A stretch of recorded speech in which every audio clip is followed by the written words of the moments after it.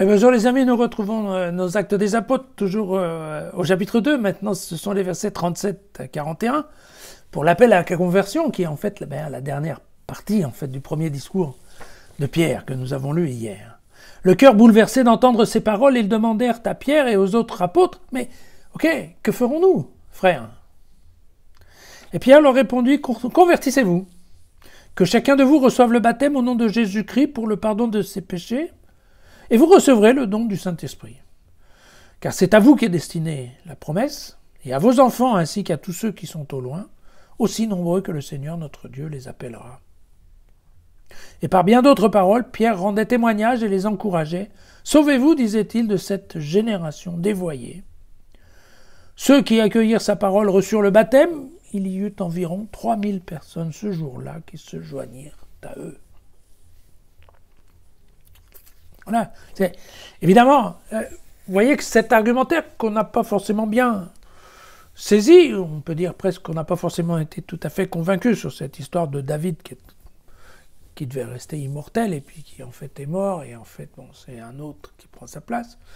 Eh bien vous voyez que les Juifs, eux, ils ont été assez sensibles en fait. Ils ont bien compris cette histoire-là et ils se retrouvent un peu embarrassés en disant c'est embêtant. Alors si on a crucifié le Messie, alors on a un problème, qu'est-ce qu'on fait? Voilà, qu'est-ce qu'on fait? Et la réponse de Pierre, c'est convertissez-vous. Convertissez-vous, recevez le baptême, et puis avec le baptême viendra l'Esprit, et l'Esprit va vous effacer les péchés. Oui, il faut relier ça en fait à l'évangile de Luc, au chapitre 24, au verset 46. Et il leur dit, c'est comme il a été écrit, le Christ souffrira et ressuscitera des morts le 3e jour. Et on prêchera en son nom la conversion et le pardon des péchés à toutes les nations, à commencer par Jérusalem. C'est vous qui en êtes les témoins. Et donc voilà. Donc déjà ici, nous avons la conversion, le baptême et le pardon. Et puis, si on va un tout petit peu plus loin dans l'évangile de Luc, toujours au chapitre 24, mais le verset 49, « Et moi, je vais envoyer sur vous ce que mon Père a promis. » Voilà. Il manquait l'esprit.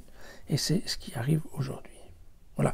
Ensuite, Pierre revient au texte de Joël pour inclure tous les éléments de la famille comme étant devenus des prophètes. Et il insiste bien sur la famille, aussi la famille éloignée, puisque vous savez que les Juifs, il y en avait quand même dans toutes les diasporas du bassin méditerranéen.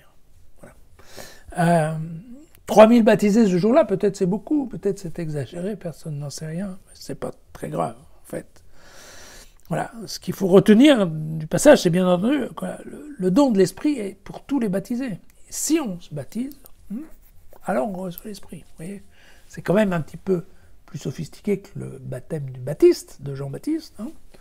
Mais là, en effet, c'est le baptême chrétien, et ça sera celui qui en fait vient remplacer le baptême du Baptiste. Voilà. Encore une fois, ce texte est en direction des Juifs, et Pierre insiste bien. Le Messie, il est pour vous. Vous l'avez crucifié, d'accord, mais récupérez-vous parce que il est avant tout. C'est à vous qu'est destinée la promesse et à vos enfants. D'accord? Donc encore une fois, nous sommes dans un texte très juif à destination des Juifs. À demain.